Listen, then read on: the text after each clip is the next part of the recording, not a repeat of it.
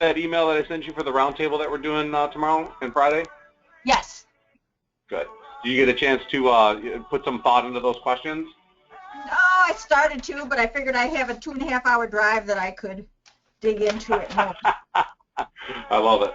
I love it. Some of them hit home with me that I thought, yeah, that's something that I would want to know about, and you know, the intriguing one, fears about hitting your goals. You would think you wouldn't have a fear, but when I thought about it, I do. So that's the something I'd love to say that one more time. One of the hot points was, or one of the discussion points was fears about hitting your goals. Right. And my first thought would be, how could you be afraid of hitting your goals? You would be wanting it and all that kind of stuff, but it's that, for me at least, it was, you know, what if I lose control? What if I get too busy? What if it's all that kind of thing? So I'd love to hear what other people's input is on that. Right. You know, it's funny. The reason I put that question on there is because when you start asking people what their goals are, they're always very quick to put a number out there. But then if you start digging into it deeper and by asking them, well, what does that look like? Like if you really are going to do $24 million in loan volume, what does your life look like compared to the way it looks today? And it's more along the lines of, do you understand that what you do today and what you do on a daily basis isn't going to be the same things that you do in order to hit your goal of 24 million? And a lot of people love the idea of putting that number out there, but it's not really that they're incompetent or incapable of accomplishing that goal. It becomes more of a fear-based mentality that they don't understand what it means to be able to go from being a 4 to 5 unit producer to being a 15 unit producer, which is what they need to be able to hit their goals. And so there's some inherent fears that go along with, well, I don't know what it means to run a team. I don't know how to manage people. I don't know how to juggle my schedule. I don't know how to say no to people. I don't know how to not take things personally. You know what I mean? Yep. No, I know exactly. That's why I thought that would be a very good one to talk about. Awesome. So let's take, John Scandamis and Scott Thompson are on the call as well, so thank you guys for joining. For those of you that were on the call last week, we did a, well, I won't open this just yet. So last week we talked about, you know, it's time to start putting yourself into a light of, would you hire yourself? And the reason I brought that up was largely due in part that if we get to the point where we're having a team of people, we have to start being very clear on what we are to other people. Meaning, if you were going to apply for a job at your office, would you hire you? And that's really significant to the point where it's one thing to be able to go out there and originate loans. It's one thing to go out there and drag in the business. It's another thing to go, well, now that I'm doing that, how do I then build a team around me? And it starts with the realization of who you are, because that's what people get to see every single day. And if you're going to be a good leader, you have to be cognizant of who you are in front of your team. So the question that I posed last week was something that I put up on the Facebook group, which was that team individual audit. And Margaret was kind enough to take the time, and I was really impressed at your thoughts into this. So if you guys don't mind, I'm going to jump into this with her. Hey, John and Scott, did you guys have a chance to kind of think about these questions at all? I didn't, Doug. I missed last week, so I'm behind. Sorry. Okay. What about, and I think John Scandamis just got up. John, are you there? Yeah, I'm here. Awesome, buddy. How you feeling, my friend? I just got back from the allergy doctor from my 7-day foray into not good health, but hopefully I'm back. So the answer to your question is I have not. Okay. Do you guys understand, well, before we get into it, do you guys understand why I'm bringing this question up? Do you guys understand why I'm doing this?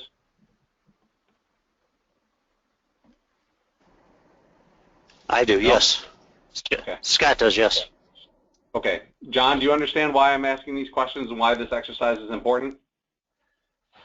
About attracting the type of people that we want to have in our business, or? That's part of it, but your team is going to look at you and use what you do as the defining factor and what you expect out of them. Meaning if you show up to work and you're not professional, if you show up to work and you're not doing the tasks and the duties that are expected of you. So case in point, you have an LO that does a really good amount of business and then hires an assistant and dumps all of his responsibilities onto assistant so he can go out there and have meetings or I call, they're called not working appointments instead of networking appointments. You have a lot of not working appointments. And so what ends up happening is we think because we have a team, we're off the hook. And so a lot of LOs who tend to expand their businesses end up falling because they lose sight of what their job or what their productivity and production and performance is based on. And so I think a lot of times in order to get to that point where we're running a team, we sometimes overlook the idea of, well, what does my team see in me? John, when we were in Florida, I asked Robin that question deliberately because I wanted you to hear what she sees you as. Now, for Scott and for Margot, they've had teams in the past, but as it stands right now, they don't. And I think in order to help us get to that place of having a team that does support the same vision and the culture that we have to first analyze ourselves and decide whether or not we would hire ourselves. So, Margot, if you wouldn't mind, I'd love to hear a summation of, you know, each of these. I don't want to read it verbatim, but I'd love to hear what your thought process was on each of them. All right, let's see, because I did some of it right after our class last week. Yeah, as far as production, I'm rating myself right in the middle. Okay. And mainly that's why? Okay, go ahead. My weakness is distracted because you have ADD. Is that diagnosed or self-diagnosed? Self. It's jiggling keys, squirrel, whatever you want to call it. There's this inner thing in me that if I'm not accomplishing more, I don't feel good at the end of the day. So it's bizarre because this opposite happens if I'm under a lot of stress.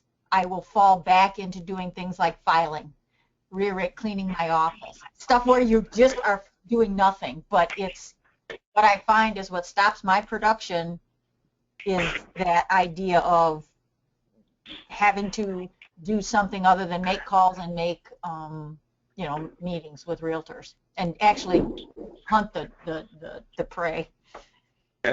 Okay. So I'm gonna expand on this a little bit. So you've just defined for me. If you know what, I want you to answer it in one sentence. What can you tell me about yourself as it relates to if you were to hire a team member? How would you hire somebody to help increase this 3 to a 4 or a 4.5 or 5? I would hire somebody that had the same vision as me as far as customer service and working by referral and team importance, but the skills I would hire would be the skills that would take away that from me, the letters, the touching base with clients, the all that minutia paperwork. So you literally could see yourself increasing from a 3 to a possible 4 and possible 5 if you had somebody that was able to take over some specific responsibilities. Mm-hmm. Oh, okay. I'm glad I'm recording this call because you're going to have to re-listen to this when we're done. Well, I've got something else to add to that. Please. About what you were saying at the very beginning was when you were explaining why we're even doing this, is that once, and I've been in that position numerous times, and yet you would think, okay, my production would quadruple, but it doesn't, because I have found myself fall into that pit that you outlined there by giving a bunch of my day's responsibilities off to somebody else, and then it's, well, I need a week to get my plan, and then I need this time, and I need that, and I find I am less effective when I have an assistant than when I do. And it's a trap that I fall into, thinking I've learned and grown, you know, I've got to make sure she does it right, blah, blah, blah. So now I know not to fall into that pit. But when you were describing that first sentence as to why we're even doing this, I'm going, oh yeah, I realized that. We've all done that. I laugh at that statement called not working instead of networking. But a lot of LOs believe that as soon as they have a team, they're free to go out and do the thing that they love the most, which is not working. Right. And that means, and I don't mean not working as it relates to you're not out there talking to people about mortgages, but you're not judged on your production for the first 90 days, so you feel like you got a hall pass. And Yep. so one of the greatest attributes of doing this individual audit is to help you understand that if you're going to evolve into a team, you better be damn well sure you know exactly what your strengths and weaknesses are, so that when that person comes on, you're hiring to that part, but you also know that when that person's on board, there shouldn't be any reason that 90 days down the road that your production number doesn't go from a 3 to a 4. And if it doesn't, then we know that it has more to do with your inability to want to go do what you know you need to be doing, and less about your team not doing the job that you've hired them to do. Right. Yeah. And I say that after 90 days because there's a training period and a ramp-up period, as Dave Brown would attest to. But after that 90-day period, if you're not doing it, it doesn't fall onto your employee's responsibility. It falls onto you're responsible for the production now because you've hired this person to help you increase this. Exactly. So, I love it. So talk to us a little bit more about performance. Let's see. I looked at that as, with what I do during the day, how good am I at doing what I want to do? And so I give myself a little bit above average on that. Okay. And a lot of it has to do with the coaching that we've done in here, becoming cognizant of my weaknesses and my tendencies, and when I realize it, which sometimes it can take an hour of doing the wrong thing, and then I realize it, but when I realize it, I stop it immediately and go right back to doing calls, or right back to doing, because some keys will jingle, and then I'm off and I'm figuring out something on BombBomb before I even realize it, and then I look up and go, dang, I haven't called the rest of my realtors yet. So at least I'm becoming cognizant of what those things that pull me away. So if you were going to hire somebody that would help you increase your performance from a 3.5 to a 4 to a 4.5, what would you say would be the two key traits that this individual would have to help you increase your performance?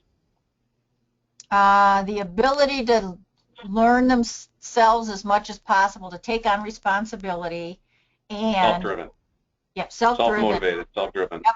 And to have armor an inch thick to be able to call me out on my shit and say, Mark, I'll get back to calling. Right. That's very. Listen. Do you know how that's the realest statement that I've heard somebody make in a long time?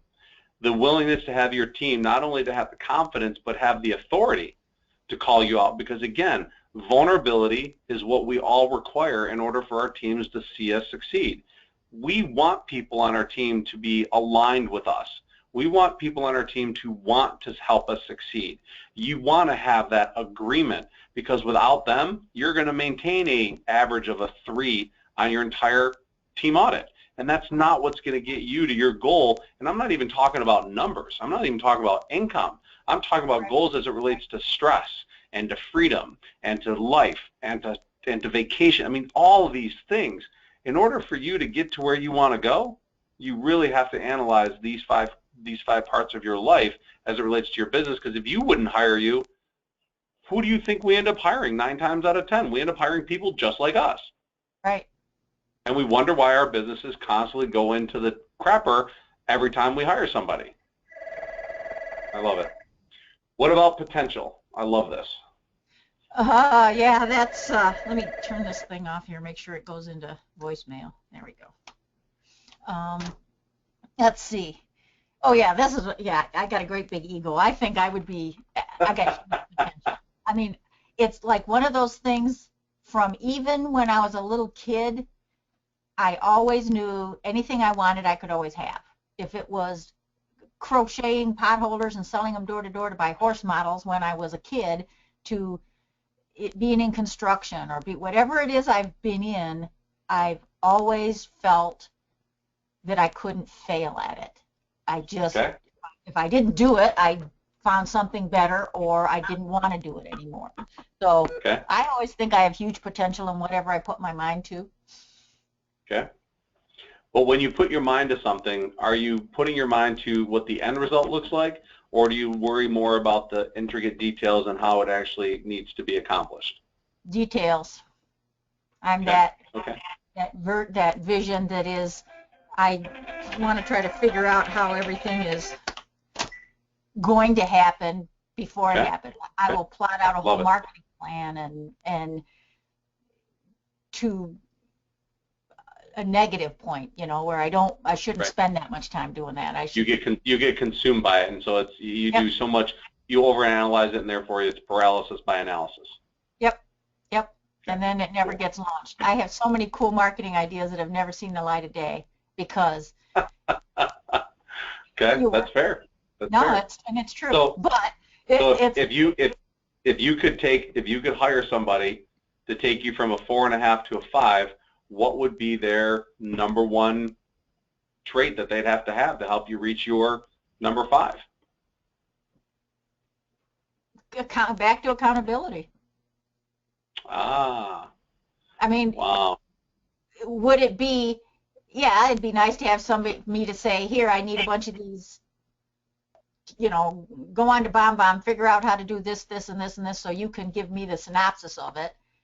Right. It would be nice, but the whole thing it would be to have somebody say, this is a good marketing idea, or, what I'm trying to do is not have so many things like that. I'm trying to stay focused on just a few things so that I can really make those few work. And that accountability, if I start running off in a field, to whistle and say, get back in here. You need to focus on that. Right.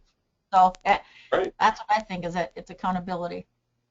Good. I love it. What about professionalism? I give myself a 4, mainly because I could probably be more professional, suit and, smooth talker, that kind of, more like what I would see when people stand up and talk, and I'm very impressed with their professionalism. But I kind of tend to let more of that personality and, easygoing type thing come through, which isn't all the time professional. And I swear sometimes. All right, I agree with you there. I've always been the type of person that dresses to his clients. Mm-hmm. If I'm meeting with somebody that works in a factory, I'm not wearing a jacket and a tie. I'm wearing a dress shirt and some slacks. If I'm meeting with somebody like a financial planner, I'm wearing a shirt and tie and a jacket. If I'm meeting with a couple that has young kids, I'm wearing jeans and a polo. I mean, it's one of those where I honestly believe that dressing to the client not only helps you psychologically build rapport with them, but it helps create this, I'm on the same level as you, which makes it easier to relate. And so I don't necessarily disagree with what you're saying, but I don't necessarily agree with it either, because I think professionalism comes across in the perception of the clientele that you're working with. Yeah, and that's what I have on there, is that on the professional side, that's all the ethics and all the stuff that makes a person a good professional. That's all there and solid. It's just sometimes the package. Good. Yeah, so talk to me about people skills. I love this one. Yeah. I rate this one the lowest of them, but it could be unrealistically low because of the fact that this last year in 2015 I went through 2 assistants, one which was a huge mistake to hire, and then the other one was just the most recent one. She left in August. Was just, I think I just drove her away. I mean, I was just so I have no confidence in being able to hire the right person anymore. And I've even gone back and asked people that I worked with before. I talked with Beth, I talked with other managers I've had, a construction company when I had that, and what was I like to work with? What was I like to? And they said I never exhibited any of that, the pickiness and the micromanaging and all that kind of stuff. So the only thing I could think of was that when there was not business coming in, that's what I focused on, was making sure they did their job right instead of focusing on doing phone calls. But so if you were to go again and back into this and go back and look at these 5 traits and know this about yourself, because putting it on paper is now, I think, epically obvious that the person that you would have to hire on your team to take these numbers and increase them even by 0.5% or by a full %, I think you could literally write down and I'm not saying it's a job description, I'm saying that these are the attributes of the personality that you would make sure you'd want to have in this person. And I think if you hired to what you just outlined here, I think you would have a greater success rate of not only explaining what their job is and what you expect out of them, but I think you've now just kind of created a standard for what their performance needs to look like. You know, when you sit down with somebody, you literally can go, here's my audit of myself.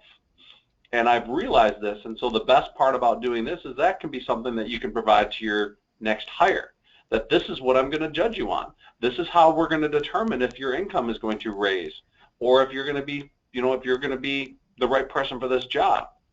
And so the exercise was, yes, designed around having you look at yourself, because I think it's the best way for us to determine where we stand. Now when you come into the office and you have a team member, you know what you need to look like. Yep. And you know what they need. Say that again?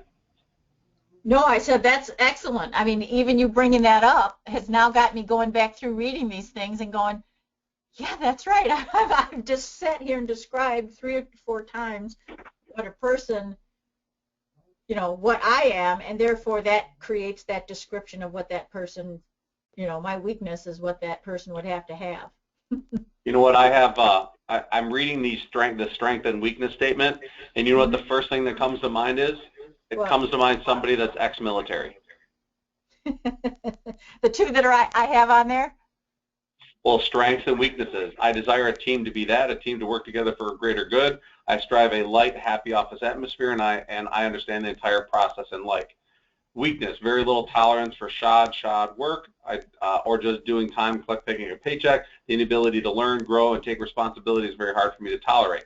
You've now just described somebody who comes from, I believe, a military background. Yeah, that could be I would think. Yeah. I would think, and anybody else on the call, feel free to chime in. But if I'm missing something, I think your next hire should be somebody that's ex-military. They have the independent skills. They take direction well. They know how to play on a team. They want to put forth their best effort, and they know that failure is not an option. Nice. I don't know. Does anybody else see that? Dave, would you guess that might be accurate? Yeah, I would say it'd be accurate. Yeah, disciplined. Absolutely. Right. And if I was to sit down with you, Dave, and ask you the same set of questions, would you share a lot of the same things that are on this audit sheet, or would you see yourself totally differently? Similar. I mean, I think, you know, as I'm listening, I think there's some definite similarities.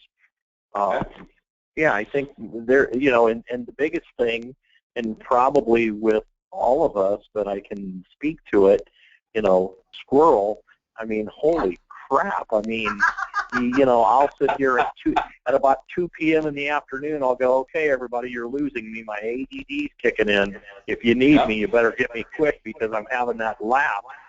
But I think it's also our greatest strength that drives us. But you know, one of the things that, you know, that you said, Margot, that hit me was, you know, twofold. One, as I get, it's funny, the last couple of days, my lead activity has been slow the last couple of days. Now, I'm not worried about that because I've had a really good lead activity month, and it's giving me an opportunity to follow up on everybody and go back and touch base and kind of get recharged when the leads start coming in a couple, you know, tomorrow or whenever again. But what I'm finding is I don't have, like today and tomorrow, I don't have too many scheduled appointments on my calendar. So as I'm sitting here following up on leads, I'm finding myself in my email, and then it's like, oh shit, yeah, I needed to do that. Next thing you know, I'm clicking off and doing 3 other things, and you know, my attention span, you know, so I'm finding not only through this process, Doug, but just in evaluating what I've been doing well the last 60 days, you know, I need to keep myself very focused and very busy doing exactly what I'm best at, because as soon as I deviate away from that, then I start doing, squirrel and doing, 3 other things. And they're things that need to be done, can be done, but I don't need to do them myself, possibly, or at least not right now. So it's a clarification of what either Kaylee or whomever else is on your team. This now creates the identification that there are duties and tasks that I know that I can do, but if I do, I run the risk of getting sucked into something that isn't going to be driving my production or performance, and I don't want to lose that. So Kaylee becomes more responsible for these things, and just by the conversation in and of itself, you let yourself become vulnerable to the idea that there are things that I may be lacking that I need to either improve on or start delegating to somebody else, which gets you closer to that. What am I doing today? Am I an employee of my company, or am I the owner of my company? So Doug, I got a question. Have you ever faced this on a team where, let's say, I've got an assistant, she's doing, following up with, a few things on loans, she's taking care of the paperwork on letters going out and, things like that. And then I say, all right, I need you to go out and figure out how to use BombBomb and watch this video on it and that kind of thing. How do you judge that acceptance on that? Or what would you consider acceptable as far as whether or not they've got it or they can learn that? You know what I mean? I'm kind of fumbling around here. Well, let me ask you this question. Hey, Doug. As it relates to, yeah. Yes, Dave. No, I was gonna ask if I could help her with that because I'm experiencing it. Margot, this is just a thought, and Doug mentioned this on the Alpha call the other day. Mm-hmm. I don't know, and I think, I've hired people myself, and I've hired people for my loan officers. The biggest challenge that I think we all have, you have to be willing, and I think it was said the other day, to let them fail. You have to be able to allow them the latitude and let them know that you trust them, you believe in them, and that you're going to support them. And so you've got to, so I think to answer that, that's how you're going to know, as you allow them the freedom to do, that's how you're going to be able to gauge. But then the teachable moments come in, and for me, I'm not as worried about if like my Kaylee, if she does something incorrectly the first, maybe the second time, but if it happens a third time, then I start to get concerned. My radar would go up that, hey, she or he is not getting it. But, I tend to, in my personal style with an assistant, has always been, and it's different than a lot of people that I've hired assistants for, I tend to give a lot of latitude up front as I try to figure out where the bumper lines are to see what their aptitude for things are. And I don't hold that against them. I don't put them in a position to fail, but I think you have to let them, try to see what their initiative level is, and then that's your moment, to support them. But then lastly, if they aren't drawing, I like to see, how are they drawing parallels from one file to the next? Are they able to, kind of the same aptitude a loan officer has? If they keep going into underwriting with similar situations, they ought to be able to draw from one file experience to the next and go, we had a file last month that was similar, had, similar attributes, and here's how the underwriter viewed that. This might be looked at in a similar manner. And so I try to do that with Kaylee right now, and we're having success. But, there's times where she's probably going to say something, that I wouldn't have said or I wouldn't have typed in an email exactly. And I just sit her down then when it's done, and I'll go, hey, let's look at that. See how you said this? It's okay, but the meaning maybe could have come across differently. Here's how I would have rather you. And she'll go, oh, I'm sorry. And I'm like, it's not an I'm sorry moment. It's just it's a coaching moment. And then we move on. To that point, Dave, hey, Margot, I'm going to add one other thing to it. I think a lot of times, because of our nature as loan officers, we're very reactive. And let's be honest, we've all used the term squirrel, ADD. I mean, let's just be honest and call ourselves what we are. We're very reactive to our businesses. We're very unlikely to plan ahead and set up situations to avoid some of the struggles that we go through. And I think a lot of times when we have a team member, we tend to delegate things to them out of necessity, not out of a coaching or learning experience, which means that by the time we're asking them to do it, we're asking them to go do it because it's a fire, it's a problem, and we expect them to do it the way we would. And I think whenever you ask somebody to do anything, I think you have to create what I call a checkpoint or a matrix to it. If you say to your assistant, I need you to go learn BombBomb, I think you have to be specific on what you expect them to learn and in what time frame you expect them to learn it in. Because again, it's like a general telling their soldiers to go take the mountain. Well, what do you mean take the mountain? Do you want us to go to the north, the east, west, the south? Do you want us to parachute in? Do you guys want us to climb? Do you want us to dig in? There's all these different ways to approach it, but we as leaders have to take the time to be able to explain specifically what we want them to do, because a lot of times I think we expect them to know what we're thinking. And I've experienced that many times where I send somebody to go do a task, they did it, but they did it differently than what I was hoping they would do. But if I look back at what I asked them to do, I wasn't very specific. Yeah, that makes sense. That makes sense, yeah.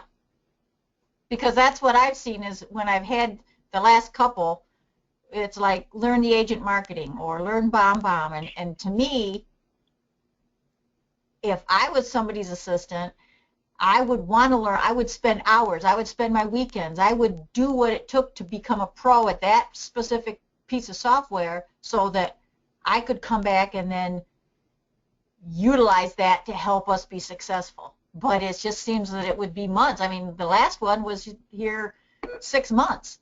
And from day one, she had to learn agent marketing. And when she left... Here's the key. Here's the key to what you just said. Okay. If I was an assistant, you've just spent 35 minutes telling us why you wouldn't hire you and what you would need to hire to help you get better. That's true. Margot, you just answered your own question. So I would. You have to really. You can't hire you. We know that. You don't want to hire you. We know that. And more than likely, the person that you hire is going to need different instructions and different motivation than you do. So again, to the point of why this little exercise is so important, because it gives you an semblance of the next time you do an interview, you know what you want to avoid the problems that you've had in the past. And so you don't want to hire you. If you want an assistant that's going to do it just like you, you're going to end up staying at all these numbers because nothing's going to change. Actually, they're going to drop because having two of you in the same office is going to be a catastrophe. Right. That was the one that only lasted a month and a half. Ah, isn't that funny? Yeah. So I think you just hit the nail on the head for why this whole call was so valuable. Yeah. So when you go to hire somebody, you're looking for different traits than you. So you know that if you're going to delegate something to somebody, you're not delegating it to yourself. You're delegating it to somebody that's going to need something different. And I think Dave has done an exceptional job with Kaylee. I think he's mentored her, and that's a key component, mentoring somebody. Because Kaylee is not a Dave. Dave doesn't want a Dave in his office. Right. Dave wants a Kaylee, and Kaylee needs to be talked to and led and mentored differently. So Dave, does Kaylee do a lot of things or just loan-based things? No, she does. She does a lot of things. She does a lot of things. Can I just say what I say what I saw last time I was down there, please? Yes. Sure. So I went down to visit Dave for one reason or another, and Scotty put on an event, and Dave was talking to Kaylee, and he was talking to her about something. I was like, what? So Dave has a room in his office, like another office in his suite, that needed to be painted. She was in there with a roller and paintbrush, painting swatches on the wall to determine the right color, and they literally were having a discussion about dark versus too light versus too gray versus too white. And I'm looking at Kaylee going, you are amazing. he's got you painting his office, and she was happy to do it in between making calls and taking care of files. Yeah. There's something to be said about that leadership. Yep. Yeah, and here's the thing, Margot. I mean, and I think we got lucky. Not lucky. I mean, I was referred, but Doug actually was here the day that I interviewed her. He happened to be here, and he picked up on certain qualities immediately in her. But the one thing I can tell you so she does everything from what I would kind of consider, give you an example. Yesterday I had 2 loans that were online applications. She pulled those out of, my mortgage web services, pulled them into surveillance for me, kind of checked through for, completion of detail and so forth, so that when I came in, I was able to then pop credit real quick and do a few things. I'll hand her files. She stacks them, racks them, and submits them for me. Make sure we've got everything on the checklist. She loves checklists because for her it's an accomplishment. For you and I, it's like the biggest, teeth puller in the world, working off of the checklist, and she loves it. That to her is satisfaction to know that she was able to. In fact, she's disappointed when I have to tell her, no, remember, we don't need tax returns, because they're not self-employed. And she'll be like, yeah, but it's on the checklist. Sorry, you got to just kind of, you only get W-2s on that one. But she wants to be able to get everything. 2, she's working in Canva, making marketing flyers for realtors, doing, Tuesday calls. So what we're actually finding now, and through this process, Doug, what I'm starting to, mentally, I'm starting to figure out what her highest and best uses are for me as well. Now, unfortunately, she's got to continue to do other things, but, she eventually, over time, I believe, could make an incredible loan partner because she's wonderful on the phone. She'd be great to, meet with people. So I'm already starting to kind of build a profile of knowing where my goals are for this year, what my next hire needs to look at to take things off of her desk, off of Kaylee's, so that Kaylee can be working on her highest and best use, to keep freeing me up to do things. And we're not even close, but through this exercise, I'm already mentally going, yeah, here's what we need for the next hire. We need more of just a clerical person eventually. So hopefully, 6 months from now, 3 to 6 months from now, we'll be ready to, hire that person. But it's her personality and her willingness. She's just got an incredible heart. Well, that makes a lot. She's not perfect. Yeah, but that makes a lot of sense, Dave, because think about it. If you or I were hired in her position, sure, we would do all of it, but certain things we're going to be a lot better at. And that is what any person is going to gravitate to. So you could hire in as a Kaylee of all trades, and then as that shakes out, you'll see she's better with people, better with, confrontation, better that side than she is in typing letters without making mistakes and things like that. Right. Yeah. Right. The one thing I will say that Doug had a part in this, because he kind of challenged me to to make sure I was clear and concise with her in the beginning, what I expected, what I needed, and so forth. And so I think we laid the groundwork. Everything was in writing, with the understanding that the job description can morph and grow. But I tried to be very communicative up front, so that versus, and again, I've done it myself over time. You hire them and you really don't know what you're going to do, and then you get them and you're like, you just kind of sit here and look at them and go, here, do this, here, do that. And it's almost what Doug just said. It's almost fire by baptism, or it's an emotional. You get off the phone and you're like, here, do this. So I tried to set up some structure, and it's helping. And we're not there yet, because I'm not even close to some of your volume. But on this one thing, we've done this right, so that the lead activity is growing, which therefore, if that keeps growing, the sales are going to come, and then the closings will happen. So we're definitely laying the groundwork, and I'm pretty happy with that. You bring to light the one part of this that I think that everybody else on this call may or may not be experiencing.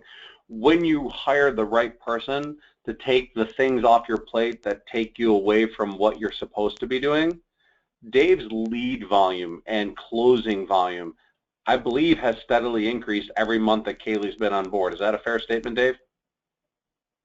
Correct. So back to the point of Correct. When Dave hired her, he took more time, was more clear, and was definitely more focused on what he wanted and needed. This exercise essentially is no different than what Dave did when he hired Kaylee, was really just decide what he needed that person to do and be very communicative and very clear on it.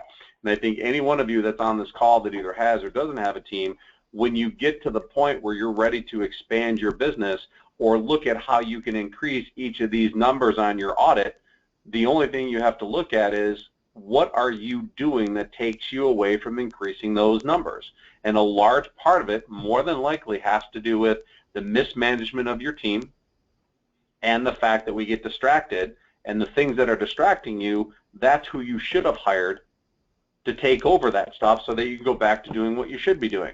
And once that's out of the way, if you're not hitting your numbers, there's nobody else to blame and nothing else to look at besides yourself. Yeah. And Dave's a perfect example. Dave reached that point where he got rid of all the distractions out of his life.